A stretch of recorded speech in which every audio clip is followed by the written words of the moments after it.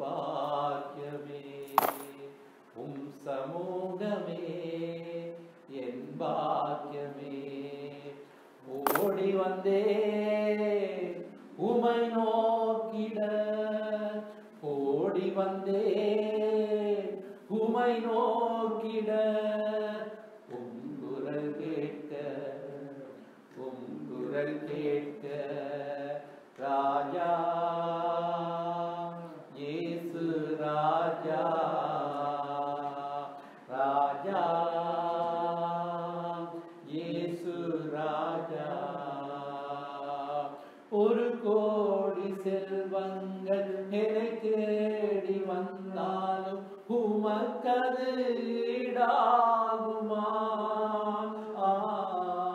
ஒரு கோடி செல்வங்கள் என்னை தேடி வந்தாலும் உமக்கது ஈடாகுமா செல்வமே ஒப்பற்ற செல்வமே செல்வமே ஒப்பற்ற செல்வமே நல்லுணவே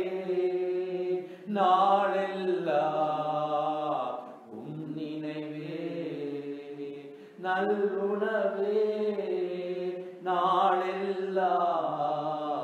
உம் நினைவே உம் சமூகமே என் பாக்கியமே உம் சமூகமே என் பாக்கியமே ஓடி வந்தே உமை நோக்கிட ஓடி வந்தே உமை நோக்கிட உம் குரல் கேட்க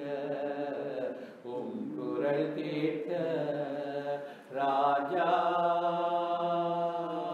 இயேசு ராஜா ராஜா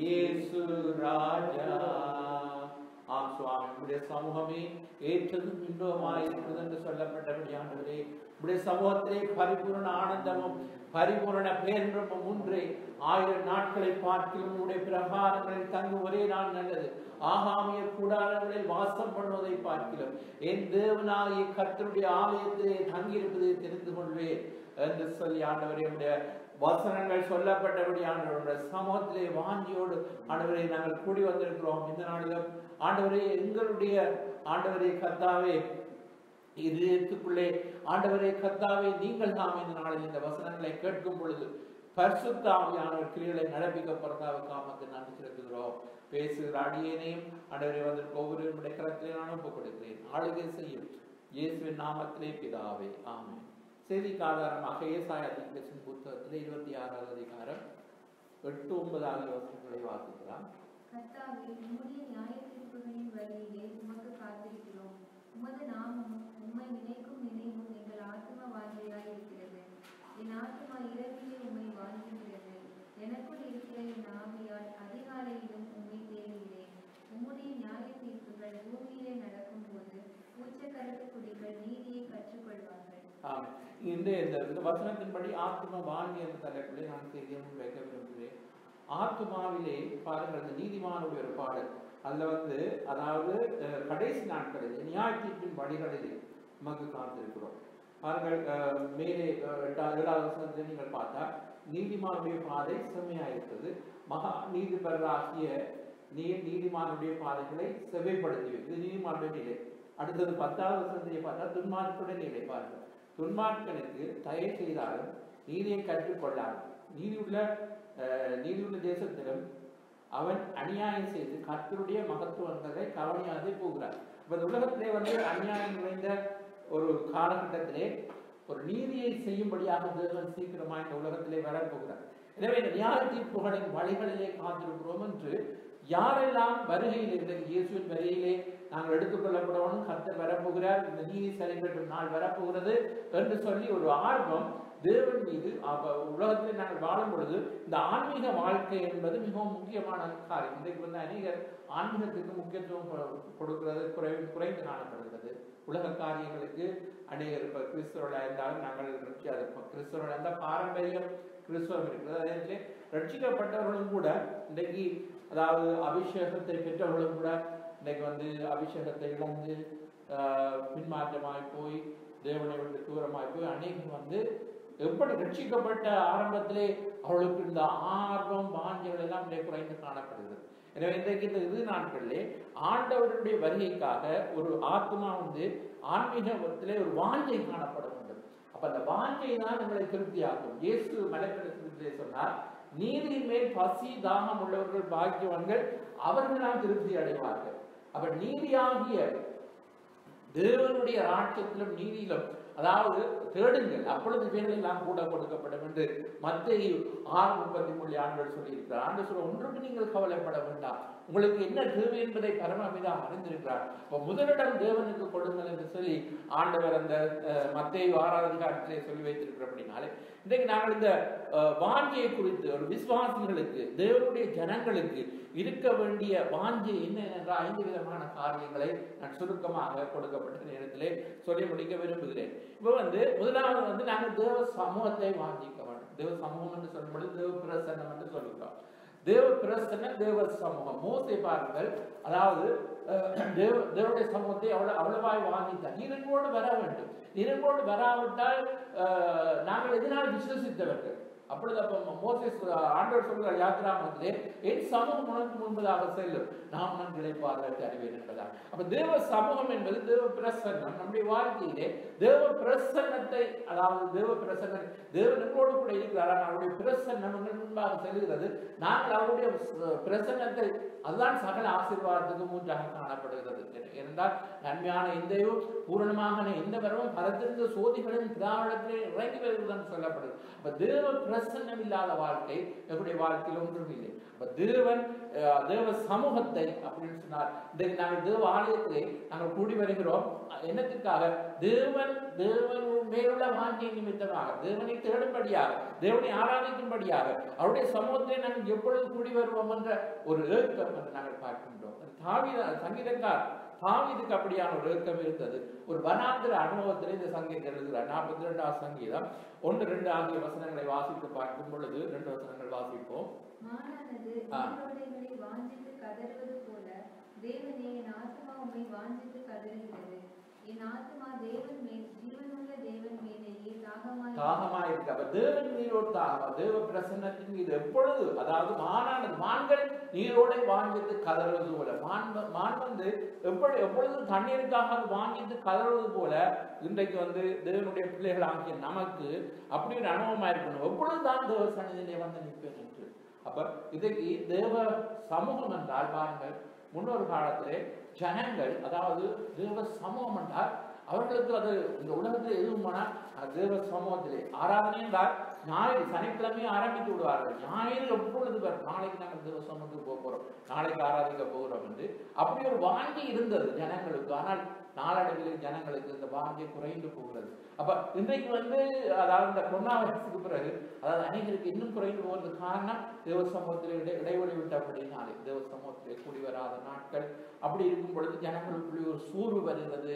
தேவ சமூகத்தை குறித்த அந்த வாஞ்சி எல்லாம் கடந்து போய் ஒரு குன்றிய நிலையிலே போகின்றார். ஒரு எழுப்புதல் அவசியமாய் காணப்படுகிறது. எழுப்புதல் என்றாலே ஒரு உயிர் மீழ்ச்சி ஜனங்களுக்குள்ளே காணப்பட வேண்டியதாக இருக்கிறது. அப்ப ஒரு எழுப்புதல் அடைந்த ஒரு உயிர் மீழ்ச்சி பெற்ற விசுவாசுடைய இதய துடிப்பு எப்பொழுதும் தேவனையும் தேவனுக்கு அடுத்த காரியத்திலும் இருக்கும் என்பதை நாங்கள் கண்டுபிடிக்கிறோம். நாங்கள் எங்களை தற்பரிசோதனை செய்து எதற்கே நான் ஈர்க்கப்படுகிறேன், உலக காரியங்களிலே அல்லது தேவனுக்கு அடுத்த காரியத்திலேயா? அப்ப நான் தேவனுக்கு அடுத்த காரியத்திலே ஈர்க்கப்படாவிட்டால் ஏதோ தவறு நடக்கிறது, நான் ஏதோ ஒரு, அதாவது என்னை அறியாமலேயே நான் ஒரு பின்மாற்றத்துக்கு கடந்து செல்கிறேன். இன்றைக்கு அநேகர் தேவ சமூகத்தில் இருப்பார்கள், ஆனால் அவங்களுடைய உள்ளம் பின்மாற்றமாக இருக்கும். அவர்கள் வந்து தேவனுக்கும் அவர்களுக்கும் எந்தவித ஒரு தொடர்பும் இல்லை.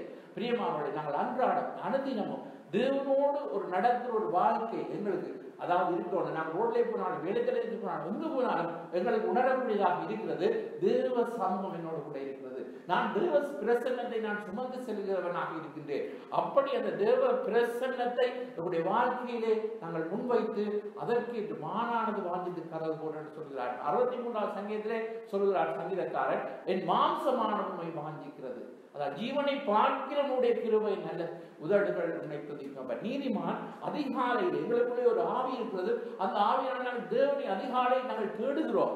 அப்ப தேவனை தேடுகிற ஒரு ஆத்மா, தேவ பிரசன்னத்தின் மீது ஒரு வாஞ்சை உள்ள ஒரு இது நம்முடைய வாழ்க்கையிலே ஒவ்வொரு விசுவாசிகளுக்கும் அது அவசியம் என்பதை நாங்கள் காணுகின்றோம். அப்ப தேவ பிரசன்னம் மாத்திரமல்ல, தேவ வசனம், அதாவது வசனம் பைபிள் ஆர்டர் கொடுத்திருக்கிறார். இந்த பைபிளை வந்து நாங்கள் வாஞ்சோடு நாங்கள் வாசிக்கணும். கடமைக்காக நாங்கள் வாசித்தால் ஒன்றும் இல்லை. அதாவது இதில் அதிகாரம் நான் வாசித்து முடிந்தேன் என்ற திருப்தியிலே வாசித்தால் ஒன்றும் இல்லை. வசனத்திலே வெளிப்பாடுகள் இருக்கிறது. வசனம் வந்து இந்த வேத வசனத்திலே இருந்து ஒரு இருக்கிற அந்த சத்தியம் எங்களுக்கு புரியும் பொழுதுதான் நம்ம அது விடுதலையாக்க மாத்திரமல்ல, இருளான சூழ்நிலையில எங்களுக்கு ஒரு வெளிச்சம் அந்த காண்பிக்கிற ஒரு வேத வசனமாக காணப்படுகிறது. சங்கீதக்காரன் தாவீதின் சங்கீதத்திலே, அதாவது 119வது சங்கீதத்திலே 130, 131 ஆகிய 2 வசனங்களிலும் இப்படியாக சொல்லப்படுகிறது. உம்முடைய வசனத்தை பிரசித்தம் வெளிச்சம் தந்து பேதைகளை உணர்வுள்ளவர்களாகும். உம்முடைய கற்பனைகளை நான் வாஞ்சிக்கிறபடியால் என் வாயை ஆவென்று திறந்து அவைகளுக்கு ஏங்குகிறேன். அப்ப வசனத்தின் பிரசித்தம் வெளிச்சம் தந்து அப்படின்னா என்ன அர்த்தம்? ஒரு வசனத்தில் உள்ள ஒரு வெளிப்பாடுகளுக்கு கிடைக்கும் பொழுது எங்களுக்கு வந்து ஒரு வெளிச்சம் வருகிறது. செம்மையானவர்களுக்கு இருளிலே வெளிச்சம் உதிக்கும் என்று சொல்லப்படுகிறது. அப்ப அந்த வசனம் தான் இருள் சூழ்ந்த ஒரு ஸ்தலத்திலே பிரகாசிக்கின்ற விளக்கை போன்ற அந்த வசனம் என்று சொல்லப்படும். பேதுரு எழுதுகிறார். அப்ப இருள் சூழ்ந்து கொள்ளும் அந்த நேரத்திலே தேவனுடைய வார்த்தை எங்களுக்கு பாதைக்கு தீபம், கால்களுக்கு தீபம், பாதைக்கு வெளிச்சம் என்று சொல்லப்படுகிற இந்த வசனத்தினுடைய ஒரு வெளிப்பாடு தான், அதாவது அதனுடைய வெளிச்சம் தான் எங்களுக்கு வந்து, அதாவது ஒரு இருள் சூழ்ந்த இதை வந்து ஒரு இதை கொண்டு வருகிறது. அது மாத்திரமல்ல, இந்த வசனத்தை அப்ப நீங்கள் சங்கீதக்காரன் தாவீது வந்து 19வது சங்கீதத்திலும் 119வது சங்கீதத்திலும் பொன்னிலும் விட அதிகமானது வேதனுடைய வசனம், அதாவது தேனிலும் தெளிதிலும் மதுரமானது என்று சொல்கிறார். அப்ப இந்த வசனங்கள் வந்து அதாவது ஏற்றதும், அதாவது அவருடைய சமூகம் மாத்திரங்கள், அவருடைய வேத வசனங்கள் வந்து பேரு, அதாவது நிருபங்கள் எழுதும் பொழுது ஒரு குழந்தை எப்படி பாலுக்கு வாங்கிக்கிறதோ அதே போல நாங்கள் வாங்கி அறிக்கணும் என்று சொல்கிறார். 1 பேதுருவில 2வது அதிகாரம் 3வது வசனத்திலே பேதுரு இப்படியாக சொல்கிறார், நீங்கள் வளரும்படியா புதிதாக பிறந்த குழந்தைகளைப் போல திருவசனமாகிய களங்கமில்லாத ஞானப்பாலின் மேல் வாஞ்சையாய் இருங்கள். எப்படி பால் குடிக்கிற பிள்ளை பாலுக்கு வாங்கிட்டு கதறுகிறதை யோசித்து பாருங்க. அதே போல புதிதாய் பிறந்த குழந்தைகளைப் போல திருவசனமாகிய களங்கமில்லாத ஞானப்பால் என்று எழுதுகிறார். அப்ப இதிலே வந்து ஒரு தூய்மையான ஒரு சுத்த சொற்கள் என்று இன்னொரு இடத்திலே சொல்லப்படுகிறது. அப்ப இந்த வசனங்கள் வந்து நாங்கள் வளரும்படி, அப்ப ஆவிக்குரிய ரீதியில் ஒரு வளரும்படி எங்களுக்கு இந்த வேத வசனம் எங்களுக்கு அவசியமாய் காணப்படுது. அப்ப வசனத்தை நாங்கள் கருத்தோடு படிக்கும் பொழுது அதனுடைய மறைப்பொருட்களை தேவன் நமக்கு வெளிப்படுத்தும் பொழுது நமக்கு விடுதலை கிடைக்கிறது மாத்திரமல்ல, இருள் சூழ்ந்த ஒரு சூழ்நிலையிலே ஒரு வெளிச்சம் கிடைக்கிறது. அதே நேரத்திலே ஒரு ஆன்மீக வாழ்க்கைக்கு ஆண்டவருடைய சமூகமும் அவருடைய வசனமும் மிகவும் முக்கியம் என்பதை நாங்கள் மறந்து விடக்கூடாது. எப்பொழுதும் எங்களால் சில பேர் சொல்றாங்க, நாங்கள் தேவ பிரசன்னத்தை உணர முடியவில்லை, அப்ப அதனால தேவன் எங்களை விட்டு போய்விட்டார் என்றாங்க. தேவ பிரசன்னத்தை அது எங்களுடைய உணர்வு பூர்வமாக நாங்கள் அப்படி நினைக்கிறோம். தேவன் எங்களோடு கூட இருக்கிறார். அப்ப நாங்கள் ஏன் அந்த உணர முடியவில்லை? நாங்கள் வந்து தேவனுக்கு முதலிடம் கொடுக்காதபடி, அவருடைய பாதத்திலே அமரவில்லை, அவருடைய சமூகத்திலே நாங்கள் காத்திருக்கவில்லை, பைபிளை படிக்கவில்லை. அதனால தான் தேவ பிரசன்னத்தை நாங்கள் உணர முடியவில்லை. அப்ப நாங்கள் என்ன செய்ய வேண்டும்? முதலிடம் கொடுக்க வேண்டும். அது உலக காரியங்களை இது எல்லாம் உங்களுக்கு முக்கியம் தான். ஆனால் ஆண்டவர் முதலிடம் தேவனுக்கு தான் சொல்லப்பட்டிருக்கிறது. எனவே இந்த இறுதி நாட்களிலே அநேகர் மனுஷகுமாரன் பூமியிலே வரும்பொழுது விசுவாசத்தை காண்பார் என்று சொல்லியிருக்கிறார் அல்லவா? அப்ப நாங்கள் இந்த நாட்களிலே இன்னும் அதிகமாய் அவரை நாங்கள் தேடுவதற்கு நியாய தீர்ப்பின் வழிகளிலே என்று அந்த ஏசாயா 26 நாங்கள் வாசித்தோம். அப்படின்னா உலகத்துக்கு வந்து நியாய தீர்ப்பு ஆண்டவர் கொடுக்கும்படியாய் சீக்கிரமாய் வரப்போகிறார். ஆனால் இயேசுவே சீக்கிரமாய் வாரும் என்று இன்றைக்கு அந்த வழிகளிலே தேவனுடைய நீதிமான்களாகிய நாங்கள் அவரை நோக்கி நாங்கள் காத்திருக்கிறவர்களாக நாங்கள் இருக்க வேண்டும். அப்படி இருக்கும்போது உண்மையாக ஒரு, அதாவது ஒரு தேவனுடைய கர்த்தரோடு இசைந்திருக்கிறவர் ஒரே ஆவியா இருக்கிறார் என்று வேதம் சொல்றது அல்லவா? அதே போல நீங்கள் கர்த்தரோடு இசைந்திருக்கும் பொழுது தேவனுடைய வழிகளை நாங்கள் அறிந்து கொள்ளக்கூடியதாக இருக்கும்.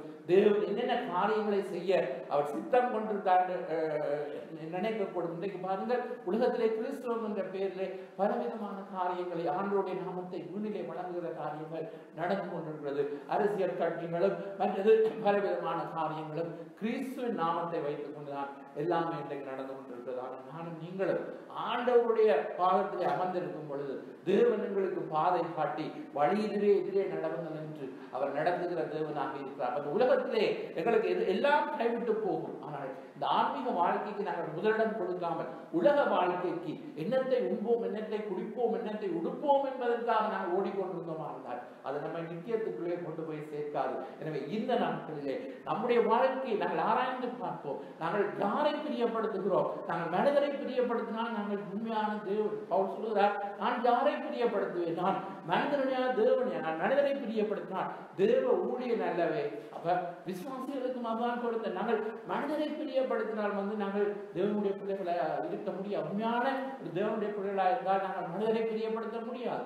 மனிதரை எந்த வேலையும் பிரியப்படுத்த முடியாது. யோசித்து பாருங்கள். கர்த்தரை பிரியப்படுத்துவோம். எனவே ஆண்டவருக்கு நாங்கள் முதலிடம் கொடுப்போம். அவருடைய வசனத்தை கருத்தாய் படிப்போம், வாஞ்சியோடு படிப்போம். நம்முடைய வாழ்க்கையிலே கர்த்தர் பெரிய காரியங்களை செய்ய வல்லமுள்ள உலகத்திலே பாருங்கள், ஆத்துமாக்கள் அழிந்து போகிறார்கள்.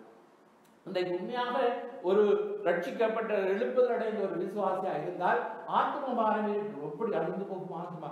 அப்ப அழிந்து போகும் ஆத்மாக்களுக்கு நற்செய்தியை அறிவிக்க வேண்டும். நம்முடைய வாழ்க்கையிலே இந்த ஜனங்களை அதாவது நேசித்து அவர்களுக்கு நாங்கள் சுவிசேஷத்தை சொல்ல வேண்டும். உலகத்திலே தேவன் அன்பு கூர்ந்தார் என்று சொல்லப்படுகிறது. அதே அன்பை தான் தேவன் எங்களுக்கு தந்திருக்கிறார். அப்ப நாங்கள் இந்த அன்பினால் நிரப்பப்பட்ட நாங்கள் ஆத்மாக்களை நாங்கள் மேல் வாங்கியுள்ள பவுல் சொல்லுகிறார், நாங்கள் சுவிசேஷத்தை உங்களுக்கு நாங்கள் சும்மா கொடுக்கவில்லை, நாங்கள் உங்கள் மேல் வாஞ்சியா இருந்து இந்த சுவிசேஷத்தை கொடுத்தோம் என்று பாருங்கள். சுவிசேஷ 1 தெசலோனிக்கேயர் 2வது அதிகாரம் 8வது வசனத்திலே சொல்லுகிறார். அதை எடுத்து வாசியுங்கள். 1 தெசலோனிக்கேயர் 2வது அதிகாரம் 8வது வசனம். நாங்கள் உங்கள் மேல் வாஞ்சியா இருந்து தேவனுடைய சுவிசேஷத்தை உங்களுக்கு கொடுத்ததுமல்லாமல் நீங்கள் எங்களுக்கு பிரியமானவர்கள் ஆனபடியினாலே எங்கள் ஜீவனையும் உங்களுக்கு கொடுக்க மனதாய் இருந்தோம். பாருங்கள், எவ்வளவு பெரிய ஒரு காரியம். இயேசுகளுக்காக ஜீவனை கொடுத்தார். ஆனால் பவுல் சொல்லுகிறார், நாங்கள் உங்கள் மேல் வாங்கியா இருந்து உங்களுக்காக என்னுடைய ஜீவனை நாங்கள் கொடுக்க தயாராக இருக்கிறோம் அப்படின்னு சொல்லி. பாருங்கள், எவ்வளவு ஒரு அதாவது இந்த ஆத்மாக்கள் மீது ஒரு கரிசனை உள்ள ஒரு சுவிசேஷத்தை அறிவிக்கிறவர்கள் நாங்கள் பார்க்கின்றோம். அப்ப சுவிசேஷத்தை அவர் சும்மா கடமைக்காக அது இனிமேல் கூட இந்த என்னோடத்திலே பவுல் சொல்லுகிறார், இந்த சுவிசேஷத்தை நான் அறிவிக்க இருந்தால் அது எனக்கு ஐயோ, இது இனிமேல் கூட இந்த கடமை அப்படின்னு சொன்னார். இந்த கடமை என்று சொன்ன அந்த பதம் அது என்னுடைய பொறுப்பு. குடும்பத்திலே ஒரு பிள்ளை இருந்தார். அந்த பிள்ளைக்கு மூத்த பிள்ளை என்ன சொல்வார்கள், அதுக்கு பொறுப்பு இருக்கிறது, மற்ற அதாவது குடும்பத்தின் பொறுப்பு இவர்கள் சுமத்தப்பட்டிருக்கிறது என்பது சொல்ல கூட அவள் அந்த நிலையை தான் அது இனிமேல் விழுந்த கடமை என்று சொன்னார். நான் ஏனோ ஒன்று நான் விரும்பினா அறிவிக்கலாம், விரும்பினா அறிவிக்கலாம் விடலாம். அதை இனிமேல் விழுந்த கடமை, எனக்கு அது ஒரு கடமை உணர்வு. அதைத்தான் சொல்றேன், இனிமேல் விழுந்த கடமை. அப்படி நான் பேசுதான் எனக்கு ஐயோ என்று சொல்லி. அப்ப பாருங்கள், தெசலோனிக்கேயர் எழுதும் பொழுது அவருடைய அந்த வசனங்களிலே அவர் சொல்லுகிறார் முதல் வசனம், அதாவது 1 தெசலோனிக்கேயர் 2வது அதிகாரம் 8வது வசனத்தை நாங்கள் வாசித்தோம். அதற்கு முன்பதாக நான் 7வது வசனம் சொல்லுகிறார், உங்களிடத்தில் பட்சமாய் நடந்து கொண்டோ பால் கொடுக்கிற தாயானவள் தன் பிள்ளையை காப்பாற்றுகிறது போல நாங்கள் உங்கள் மேல் வாஞ்சியாயிருந்து தேவனுடைய சுவிசேஷத்தை உங்களுக்கு கொடுத்ததும் இல்லாமல் நீங்கள் எங்களுக்கு பிரியமானவர்களானபடினாலே நீங்கள் எங்கள் ஜீவனையும் உங்களுக்காக கொடுக்க மனதாயிருந்தோம் என்று சொல்லுகிறார். அப்ப பாருங்கள், அவ்வளவு ஒரு அதாவது பவுலுடைய ஒரு நிருபங்களை வாசிக்கும் பொழுது இன்றைக்கு அப்படிப்பட்ட ஊழியர்கள் எங்கே, அல்லது இன்றைக்கு அப்படிப்பட்ட அதாவது சுவிசேஷகர்கள் அல்லது ஆத்ம பாரமுள்ள ஜனங்கள் எங்கே என்ற நிலைக்கு இன்றைக்கு பாருங்கள். அதாவது இன்றைக்கு எல்லோரும் அதாவது சுயநலமாய் வாழ எல்லோரும் அழைத்தார்கள். நானும் என் குடும்பமும் நன்றாக இருந்தால் போதும் என்று. எனவே இயேசு உலகத்திலே அதாவது அழிந்து போகும் ஜனத்தை குறித்து அவர் ஒரு உண்மையான ஒரு எழுப்புதல் அடைந்த விசுவாசியா இருந்தால் இந்த உள்ளத்திலே அப்படித்தான் வரும். அதாவது நாங்கள் அழிந்து போகிற ஜனங்களை குறித்த ஒரு பாரம் நமக்கு இல்லாவிட்டால் எங்களுக்கு இன்றைக்கு எழுப்புதல் அவசியம். பிரியமானது, எழுப்புதல் என்பது திரட்கூட்ட ஜனங்கள் ரட்சிக்கப்படுவதுதான் எழுப்புதல் என்று நாங்கள் தவறாக, அதுவும் எழுப்புதல் தான். ஆனால் உண்மையான குன்றிய நிலையிலிருந்து ஒரு திருச்சபை உயிர் மீழ்ச்சி வரும் பொழுதுதான் அந்த அக்னி தான் இந்த உலகத்துக்கு கடந்து செல்லுமே தவிர 4 பேரோ 5 பேரோ அவர்கள் அனல் கொண்டவர்களாக இருந்தால் அவர்கள் மூலம்தான் தேசங்களிலே தேவன் எழுப்புதலை கொண்டு வந்தாரே தவிர பெரிய பெரிய திரளான கூட்டங்களை வைத்தல்ல. எனவே நாம் நீங்களும் ஆண்டோடு கூட இணைந்து எங்களுக்கு இப்படிப்பட்ட ஒரு ஆத்ம பாரத்தை ஜனங்களின் மேல் ஒரு கருத்தனையை ஏன் எங்களுக்கு இல்லாமல் இருக்கிறது சொன்னால் எங்களுக்கு இன்றைக்கு அவசியம் வந்து இன்றைக்கு பாருங்கள் இதயம் கசப்பினால் நிறைந்திருக்கிறது. ஜனங்களுக்குள்ளே விரோதம், சகோதர ஐக்கியம் குறைபடுகிறது. அதாவது ஒருவரை ஒருவர் சந்திக்க விரும்புகிறார்கள் இல்லை. எனவே இதெல்லாம் ஒரு சத்துருடைய கிரியாய் காணப்படுகிறது. எனவே இன்றைக்கு இப்படிப்பட்ட காரியங்கள் தேவ ஜனங்களுக்குள்ளே விட்டு அகற்றப்பட்டு உண்மையான தேவ அன்பினால் நிரப்பப்பட்டு நாங்கள் ஒவ்வொருவரும் அந்த எழுப்புதலுக்காக நாங்கள் கடந்து செல்ல வேண்டும் என்று சொன்னால் ஆண்டவரிடத்திலே எங்களை நாங்கள் ஆராய்ந்து பார்த்து ஆண்டவரே எங்களுக்கு இருக்கிற இந்த குறைகளை நீக்கி ஆண்டவரே சுவாமி ஆண்டவரை உங்களுடைய அன்பினால் பவுல் வந்து என்னோட இடத்திலே பிலிப்பியர் 1:8 சொல்லுகிறார். இப்படியாக அதை வாசிப்போம். பிலிப்பியர் 1:8 இயேசு கிறிஸ்துவின் உருக்கமான அன்பிலே உங்கள் எல்லார் மேலும் எவ்வளவோ வாஞ்சையாய் இருக்கிறேன் என்பதற்கு தேவனே எனக்கு சாட்சி. அப்ப பாருங்கள், தேவன் மீது மாத்திரமல்ல தன்னால் நடத்தப்படுகிற ஜனங்கள் மீதும் அவருக்கு ஒரு பவுலுக்கு வாஞ்சை இருக்கிறது. பிலிப்பியர் சபை உங்கள் மீது நான் வாஞ்சையா இருக்கிறதுக்கு தேவன் சாட்சியா இருக்கிறார் என்று சொல்லப்படுகிறது. அது மாத்திரமல்ல பாருங்கள், தீமோத்தேயு பவுலால் நடத்தப்பட்ட ஒரு ஊழியக்காரர். அந்த தீமோத்தேயு குறித்து சொல்லும் பொழுது அவன் வந்து இந்த விசுவாசத்திலே மாயமற்ற ஒரு விசுவாசத்தை பவுல் அந்த இடத்தில் எழுதுகிறார். ஒன்றுள்ள மாயமற்ற விசுவாசம். அப்ப இன்றைக்கு மாயமுள்ள விசுவாசிகள் இருக்கத்தான் செய்கின்றார்கள். அப்ப உண்மையான ஒரு விசுவாசி என்று சொன்னால் அவரால் நடத்தப்படுகிற ஊழியக்காரர், அந்த ஊழியக்காரர் நடத்தப்படும் ஆத்துமாக்கள் மீது என்னோட இடத்துல யோவான் சொல்கிறார், நான் உங்களை நினைக்கும் பொழுதெல்லாம் தேவனை ஸ்தோத்தரிக்கிறேன். ஏனென்றால் என்னுடைய பிள்ளைகள் சத்தியத்திலே நடக்கிறார்கள் என்ற சந்தோஷம் இல்லாத வேற சந்தோஷம் எனக்கு இல்லை. அப்ப உண்மையான ஒரு ஊழியக்காரர்கள் வந்து தேவ பிள்ளைகளை நினைக்கும் பொழுது அவர்கள் மீது ஒரு வாஞ்சை உருவாக வேண்டும். பிரியமானவர்கள், அப்படி எப்படி உருவாகும் சொன்னால் அந்த தீமோத்தேயுவை போல ஒரு மாயமற்ற ஒரு விசுவாசம் இருக்கும் பொழுது தீமோத்தேயு கடிதம் எழுதுகிறார் தீமோத்தேயுக்கு. அதிலே அவர் ஒரு காரியத்தை எழுதுகிறார். 2 தீமோத்தேயு 1:3 அந்த வசனத்தை நாங்கள் வாசிக்கும் பொழுது பாருங்கள், நான் இரவும் பகலும் இடைவிடாமல் என் ஜெபங்களில் உன்னை நினைத்து உன் கண்ணீரை ஞாபகம் பண்ணி சந்தோஷத்தால் நிறையப்படும்படிக்கு உன்னை காண வாஞ்சையா பாருங்கள், காண வாஞ்சை நினைக்கிறார் வந்து ஞாபகம் பண்ணுகிறார். கண்ணீர் தீமோத்தேயுடைய கண்ணீரை ஞாபகம் பண்ணுகிறார், ஜெபங்களிலே நினைக்கின்றார். ஆனால் காண நான் வாஞ்சா என்று சொல்கிறார். பாருங்கள், அப்ப ஒவ்வொன்றும் ஒவ்வொரு அனுபவம். நாங்கள் தூரத்திலே இருக்கும் பொழுது ஜெபங்களிலே நினைக்கின்றோம். அதாவது ஒருவரை நேரே சந்திக்க முடியாவிட்டால் நாங்கள் ஜெபங்களிலே நினைக்கின்றோம். ஒருவருடைய கண்ணீர்கள், அவருடைய பாரங்களை நாங்கள் ஞாபகம் பண்ணுகின்றோம். ஆனால் முகமுகமாய் சந்திக்கிறது ஒரு சந்தோஷத்தினால் நிரப்பப்படும். சபை கூடி வந்து ஒருவர் சந்திக்கும் பொழுது சந்தோஷம் பெற வேண்டும், வெறுப்பு வரக்கூடாது. ஆலயத்துக்கு போகும் பொழுதே குறிப்பிட்ட நினைத்துட்டு இனி நாட்டைக்கு போய் இங்கே இவரை சந்திக்க வேண்டுமே என்று சொல்லி வெறுப்பு வந்தால் எங்களுக்குள்ளே உண்மையான அன்பு இல்லை. அப்ப நாங்கள் என்ன செய்ய வேண்டும்? சில கசப்புகள், சில வெறுப்புகள், சில ஒரு ஐக்கியப்பட முடியாத ஒரு தன்மைகள் சத்துரு வந்து கொண்டு வந்து கூடத்தான் செய்வான். ஆனாலும் நாங்கள் அவர்களுக்கு இடம் கொடுக்காமல் என்ன செய்ய வேண்டும்?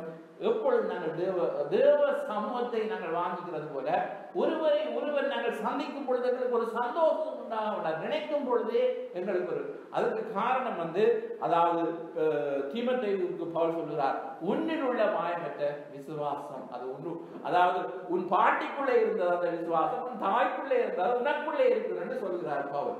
அப்ப பாருங்கள், ஒரு விசுவாசிகள் என்று சொன்னால் உண்மையாக ஒரு எடுத்துக்காட்டான ஒரு விசுவாசிகளாக நாங்கள் இருக்கும் பொழுது உண்மையாக அந்த ஊழியக்காரர்கள் அதாவது அவர்களை காண எப்பொழுதும் அவர்கள் வாங்கியுள்ளவர்களாக இருப்பார்கள். தேவன் தான் அதை ஏற்படுத்துகிறவர். எனவே இன்றைக்கு வந்து அதாவது ஒரு இடத்திலே பவுல் சொல்றார், அநேகர் வேறு விதமாய் நடக்கிறார்கள்.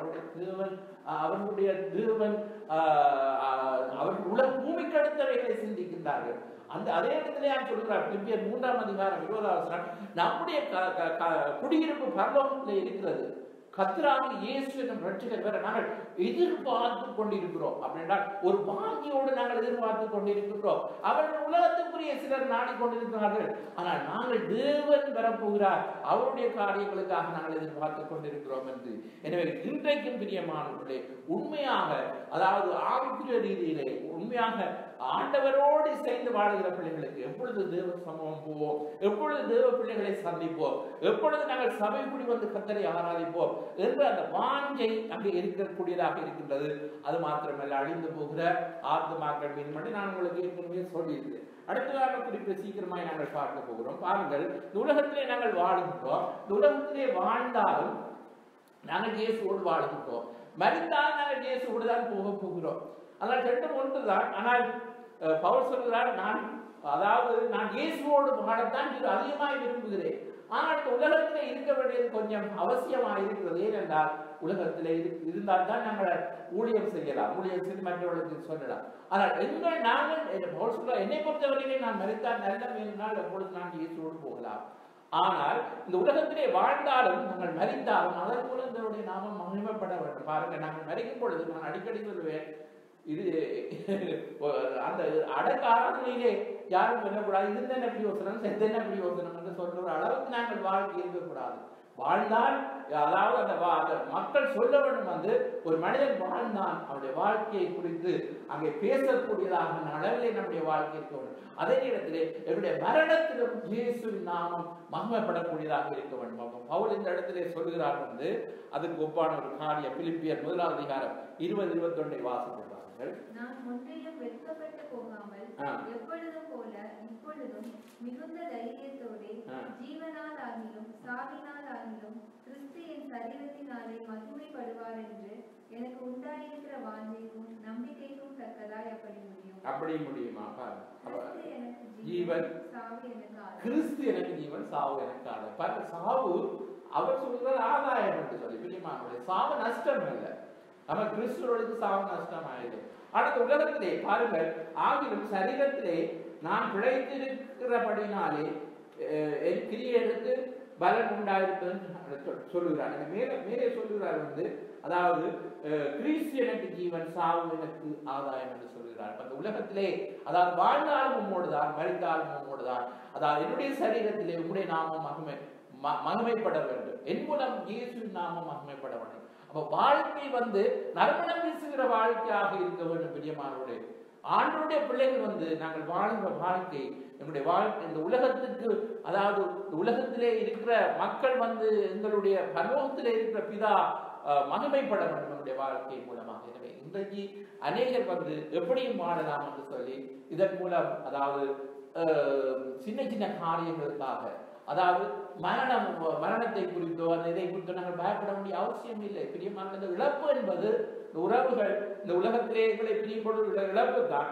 ஆனால் ஒரு கர்த்தருடைய பரிசுத்தவானுடைய மரணம் அவர் பார்வையிலே அருமையா இருக்கிறது என்று சொல்லப்படும். அப்படின்னா வெளியேறப்பெற்றதா இப்ப அவர் ஒரு வெளியேறப்பெற்றதாய் தேவன் பார்க்கிறார். அவருடைய பார்வையிலே அது ஒரு மிகவும் வெளியேறப்பெற்றது மரணம், பரிசுத்தவானுடைய மரணம். ஆனால் இந்த உலகத்திலே நாங்கள் ஒரு உறவை இழக்கும் பொழுது நாங்கள் துயரப்படுகிறோம். ஆனால் குறிப்பிட்ட அந்த நபர் தேவனோடு இருக்கிறாருங்க இந்த எண்ணம் வரும் பொழுது எங்களுக்கு அது குறைகிறது, உங்களுக்கு ஒரு சந்தோஷம் கிடைக்கிறது. எனவேதான் தீமோத்தேயுவிற்கு எழுதும் பொழுது நீங்க உலக மக்களை போல புலம்பாதீர்கள், இந்த நம்பிக்கை வசனங்கள் அதாவது அவர்கள் நம்பிக்கை இல்லாமல் மற்றவர்களை போல நீங்கள் துக்கித்து அழ எனக்கு மனதில்லை என்று சொல்கிறார். அப்ப உண்மையாக நாங்கள் நினைக்க வேண்டும், இந்த உலகத்திலே பிறப்பொன்றிருந்தான் மரணம் கொண்டிருக்கின்றது. ஆனால் நாங்கள் தேவன் ஒவ்வொருவரையும் இப்ப நாங்கள் வாழுகிற வாழ்க்கை உலகத்திலே எவ்வளவு என்பதை தேவனுக்கு தான் தெரியும். ஆனால் அதற்காக நாங்கள் எதையுமே ஏற்றுக்கொள்ளக்கூடியதாக இருக்க வேண்டும் நம்முடைய வாழ்க்கையிலே. பாருங்கள், அநேகர் அதாவது நாட்களை எசேக்கியா ராஜா நாளை கூட்டி கேட்டாராம் 15 வருடம். ஆனால் அதுக்கு பிறகுதான் நம்முடைய வாழ்க்கையில கர்த்தரை அல்ல பரிகாரியை தேடினான் அப்படின்லாம் எழுதப்பட்டிருக்கிறது. பாருங்க, அப்ப நாட்களை கூட்டி கொடுத்தால் சில வேளைகளிலே அவருடைய வாழ்க்கையிலே பாருங்கள் சில காரியங்கள் அது தவறுதலாய் முடியக்கூடியதாக இருக்கின்றது. எனவே கர்த்தர் அதாவது யாரையும் இந்த உலகத்திலே இருந்து அவருடைய நேரத்திலே அவர் நம்மை பரலோகத்துக்கு எடுக்க வேண்டும் என்று சொன்னால் அதை நாங்கள் தடுக்க முடியாது. எனவே இந்த நாட்களிலே நாம் ஒவ்வொருவரும் அதாவது உலகத்திலே வாழ அழைக்கப்பட்டிருக்கின்றோம். ஆனால் ஒரு நாள் எல்லாரும் நாங்கள் மரிக்கத்தான் போகிறோம். ஆனால் எந்த நாள் என்பது நமக்கு தெரியாது. அதற்கு முன்பதாக நாங்கள் என்ன செய்ய வேண்டும்? இயேசுவோடு என்னுடைய வாழ்க்கை, இயேசுவோடு நான் வாழுகின்றேன், இன்றைக்கு மரித்தாலும் கண்ணை மூடினாலும் நான் பரலோகத்திலே ஆண்டவரோடு இருப்பேன் என்ற நம்பிக்கை இருந்தால் மரணத்தை குறித்து நாங்கள் பயப்பட வேண்டிய அவசியம் இல்லை. அடுத்ததாக பரலோகம் என்பது பிரியமானவர்களே தேவனுடைய பிள்ளைகளுக்கு அது வாக்குத்தத்தம் பண்ணப்பட்டிருக்கின்றது. இந்த பரலோகம் அதாவது இந்த கொஞ்ச காலம் நான் இந்த பூமியிலே இயேசுவுக்காக சேவைக்காக நான் வாழுகிறேன் என்று பாட்டு பாடுகிறார். பரலோகம் தான் என் பேச்சு, பரிசுத்தம் தான் என் மூச்சு. கொஞ்ச காலம் இந்த பூமியிலே இயேசுவுக்காக அவருடைய சேவைக்காக சொல்ல. அப்ப பூமியிலே நாங்கள் கூடாரவாசிகள் என்று சொல்லப்படுகிறது. அப்படி என்றால் இந்த சரீரம் ஒரு கூடாரம் போலே அதிலே நாங்கள் வாழுகின்றோம். ஆனால் இதை விட்டு நாங்கள் தேவனிடத்திலே நாங்கள் போக போகிறோம் என்பதாக பவுல் சொல்லுகிறார். அதுக்கு நான் வாஞ்சியா இருக்கிறேன் என்று சொல்ல, பரம வாசஸ்தலத்தின் மீது நான் நெருங்கி தவிக்கிறேன் என்று சொல்லுகிறார். 2 கொரிந்தியர் 5வது அதிகாரம் 1-2 வரை வாசித்து பார்ப்போம். பூமிக்குரிய கூடாரமாகிய நம்முடைய வீடு அழிந்து போனாலும் தேவனால் கட்டப்பட்ட கைவேலை அல்லாத நித்திய வீடு பரலோகத்திலே நமக்கு உண்டென்று அறிந்திருக்கிறோம். ஏனெனில் இந்த கூடாரத்திலே நாம் தவித்து நம்முடைய பரம வாசஸ்தலத்தை தரித்துக் கொள்ள மிகவும் வாஞ்சியுள்ளவர்களாய் இருக்கிறோம். மிகவும் வாஞ்சியுள்ளவர்களாய் இருக்கின்றோம். உண்மையான ஒரு தேவனுடைய பிள்ளைகளுக்கு நாங்கள் மிகவும் பரலோகம் என்று சொன்னாலே அங்கே போவதற்கு, ஆண்டவருடைய இடத்துக்கு போவதற்கு கூடார வாசிகளாய் நாங்கள் இந்த உலகத்திலே வாழ்கிறோம். ஆனால் கையினால் கட்டப்படாத ஒரு வீட்டிலே தேவனுங்களுக்கு அவர் ஒரு ஸ்தலத்தை ஆயத்தப்படுத்தி, இயேசு சொல்லியிருக்கார் யோவான் 14 நான் உங்களுக்காக ஒரு ஸ்தலத்தை ஆயத்தப்படுத்தி மறுபடியும் உங்களை சேர்த்துக் கொள்வேன் என்று. எனவே இதற்காக பரம வாசஸ்தலத்தை நாங்கள் ஏங்கி தவிக்கிறவர்களாக அங்கே இருக்கிறாங்க. வாஞ்சை எப்பொழுதும் கர்த்தராகிய இயேசுவே வாரும் என்று அந்த நாட்களிலே மாறனாதா என்று சொல்லி அவர்கள் எப்பொழுதும் விசுவாசிகள் எப்பொழுதும் இயேசு வரைக்காக காத்திருந்தார்கள். ஆதி திருச்சபையில் என்று சொல்லப்படுகிறது. அப்ப இன்றைக்கு இயேசுவின் வரையை குறித்து சொன்னால் விசுவாசிகளுக்கு பயம் வருகிறது. ஏன் பயம் பெற வேண்டும்? ஆண்டவர் வந்தார் எவ்வளவு நல்லது என்று சொல்லு உண்மையான விசுவாசிகள் என்று சொன்னார். இயேசு எப்பொழுது சீக்கிரம் வருவார் என்ற எதிர்பார்ப்பு தான் எனக்கு பிரியமானது. இந்த உலகத்திலே சாத்தான் அநேகருடைய அதாவது மைண்டை குழப்பி இந்த உலகத்துக்குரியவர்களே தேட வைத்துக் கொண்டிருக்கின்றான். உன்னத காரியங்கள் மீது வாஞ்சிகள் ஜனங்களுக்கு குறைந்து போயிருக்கிறது. அதாவது ஆலயத்துக்கு போவது, பைபிள் வாசிக்கிறது, இதுகள் எல்லாம் ஜெபம் பண்ணுவதுன்னு சொன்னால் ஒரு கசப்பான ஒரு காரியம் போல விசுவாசிகளுக்கு அன்றைக்கு மாறிவிட்டது. ஒரு காலத்திலே ஜனங்கள் தாகத்தோடு கர்த்தரை தேடின நாட்கள் இருக்கின்றது. அப்படிப்பட்ட காலம் மறுபடியும் வரும், நிச்சயமாய் வரும். அந்த எழுப்புதல் வரும் என்பதற்காகத்தான் ஆண்டுடைய வரைக்கு முன்பதாக ஜனங்கள் வாங்கோடு கர்த்தரை தேட வேண்டும். அப்ப முதலாவது தேவனை அறியாத ஜனங்கள் கர்த்தரை அறிந்து ரட்சிக்கப்பட வேண்டும் என்று சொன்னார். விசுவாசம் அனலமில்லை குளிரவில்லை என்றால் எப்படி ஜனங்கள் இந்த உலகத்திலே அதாவது மற்றவர்களுக்கு சொல்ல போகிறார்கள், அல்லது எப்படி எழுப்புதல் வர போகிறது? எழுப்புதல் எங்கே உருவாகும்? ஒரு தனிப்பட்ட நபர் இருந்தால் எழுப்புதல் உருவாகும். அதன் மூலமாக அந்த தீ உலகம் அங்கு பற்றிப்படியும். எனவே இந்த தேசத்திலே நாங்கள் தேவனுக்காக ஒரு காரியத்தை தேவனுக்கு செய்ய வேண்டும் என்று சொன்னார். என்னுடைய கரத்திலே தான் இருக்கிறது. நானும் நீங்களும் அது யாரையும் ஆண்டவர் பயன்படுத்த முடியும். ஆண்டவர் பட்சமாக இல்லாத தேவன். எனவே தேவன் எங்களை ஒவ்வொரு நோக்கத்தோடு இந்த உலகத்திலிருந்து வேறு ஏதோ ஒரு இதுக்காக தேவன் அழைக்கவில்லை. நாங்கள் இந்த ஜெர்மன் வரைக்கு அல்லது ஒவ்வொரு நாடுகளுக்கு நாங்கள் அகதிகளாக வரும் பொழுது நாங்கள் பிழைப்புக்காக வந்தோம். ஆனால் கர்த்தர் எங்கள் மேல் ஒவ்வொரு மீது நோக்கம் வைத்து அவர் சித்தம் கொண்டு நாம் ஒவ்வொருவரையும் முன்குறித்து அழைத்து அவருடைய சித்தத்தை செய்யும்படியாக அழைத்திருக்கும் பொழுது இடைப்பட்ட காலங்களிலே சாத்தான் என்ன செய்கின்றார்?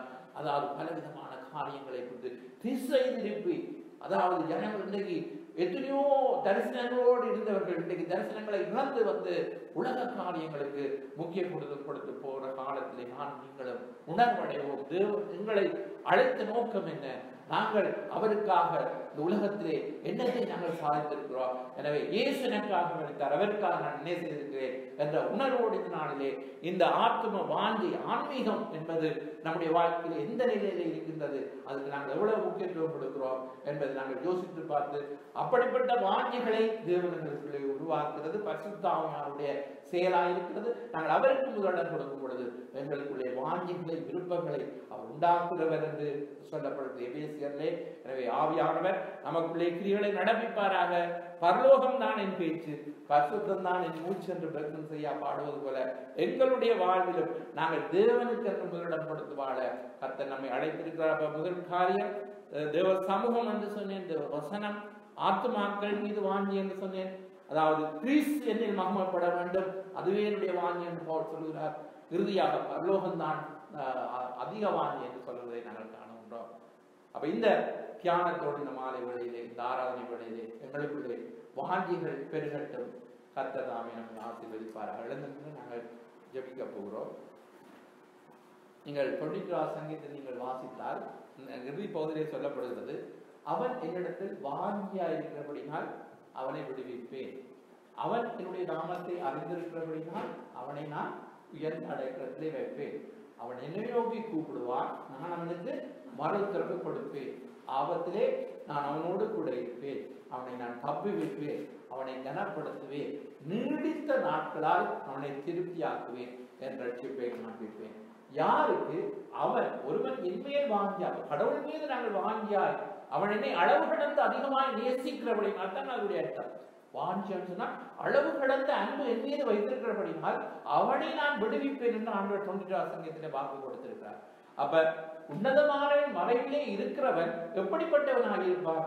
அதாவது தேவன் மீது அளவு கடந்த ஒரு வாங்கி இருப்பார். அப்ப அவன் கூப்பிடும் பொழுது தேவன் மறு உத்தரவு கொடுப்பார். அப்ப அந்த 96 சங்கீதத்திலே சொல்லப்பட்ட ஒவ்வொரு பாதுகாப்பும் நமக்கு இருக்கிறது.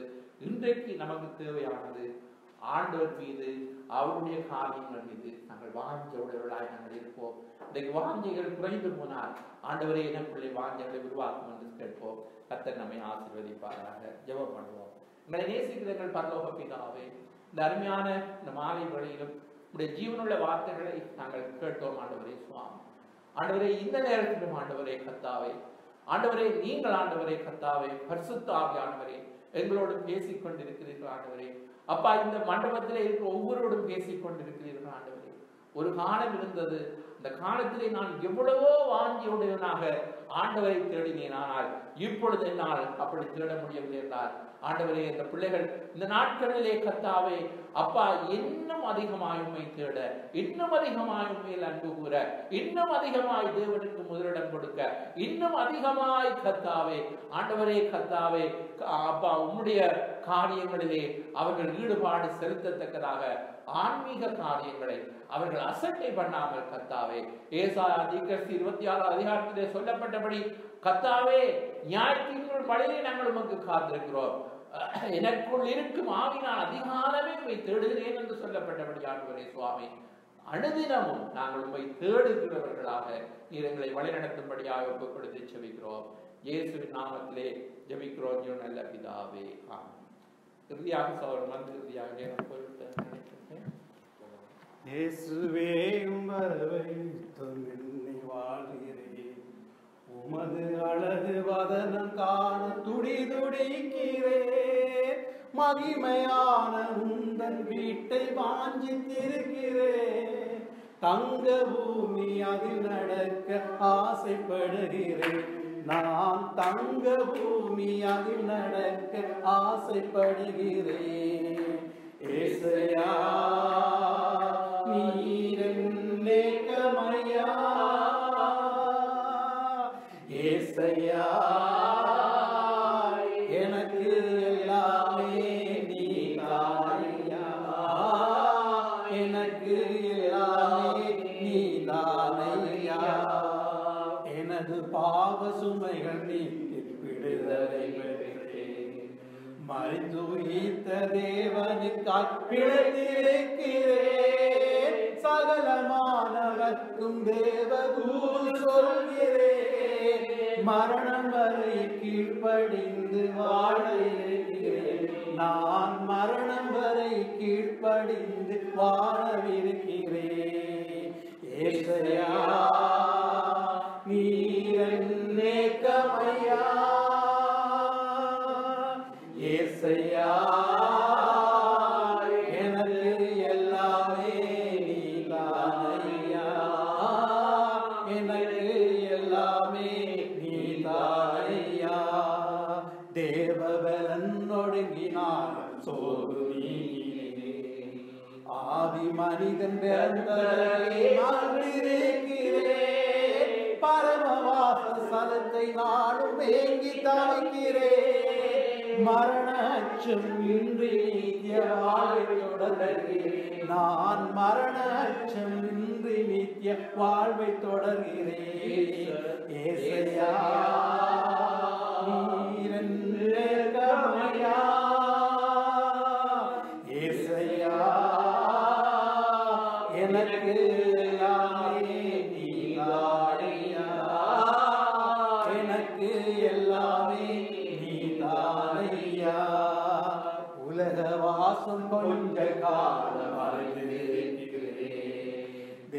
பிரியம் செய்வதே நாவலாக்கிறே.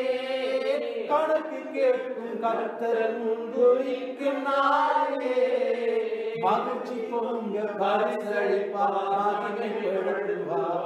நான் மகிழ்ச்சி பொங்க பரிசளிப்பார் மகிமைப்படுவார். ஏசையா நீரன் நேக்கமையா, ஏசையா எனக்கு எல்லாமே நீ தானையா, எனக்கு எல்லாமே நீ தானையா. ஜெபம் பண்ணுவோம். அன்பான கர்த்தாவே, இந்த வேளைக்கு நன்றி செலுத்துகிறோம். நாளிலும் ஆண்டவரே இந்த சபை கூடி வர கிருபை செய்ததற்காக நன்றி செலுத்துகிறோம். உடைய கருத்தில் நாங்கள் ஒப்புக் கொடுக்கிறோம். ஆண்டவரே, இந்த 1 மணி நேர ஆராதனையில் கர்த்தர் கூட இந்த வழி நடத்துறீங்க. ஆண்டவரே, தொடர்ந்து ஆண்டவரே அப்பா உண்மையை நாங்கள் உறுதியாய் பற்றி கொண்டு ஆண்டவரே உண்மையின் ஆலய பிரகாரங்களுடைய நாங்கள் வாஞ்சியா இருக்க கவனமா இருக்க கிருபை நம்முடைய ஆட்சேபிக்கிறோம். அந்த ஒவ்வொரு பிள்ளைகள் நீங்கள் ஆசீர்வதிங்க, போக்கிலும் வருத்தலும் கூட இருந்து வெலப்படுத்துங்க. இன்னுமாக கர்த்தாவை மறுமுறை இந்த இடத்துல கூடி வரும் வரை உன் தெய்வீக சமாதானம் கடந்து வர முடிய ஆட்சேபிக்கிறோம். கூட இந்த வழி நடத்தி ஆசீர்வதி இயேசுவின் நாமத்தில் நான் ஜெபிக்கிறோம் நல்ல பிதாவே, ஆமென். சொல்லுவோம் எல்லாரும், என் ஆத்மாவே கர்த்தரை ஸ்தோத்திரி, என் முழுவதும் பரிசுத்த நாமத்தை ஸ்தோத்திரி, என் ஆத்மாவே கர்த்தரை ஸ்தோத்திரி. கர்த்தர் சகல உபகாரங்களை மறவார். கர்த்தராகிய இயேசு கிறிஸ்துவின் கிருபையும் பிதாவாகிய தேவனுடைய இடைவிடாத பரிசுத்த ஆவியின் ஐக்கியமும் நம் அனைவரோடு கூட இருக்கிறார். ஆமென்.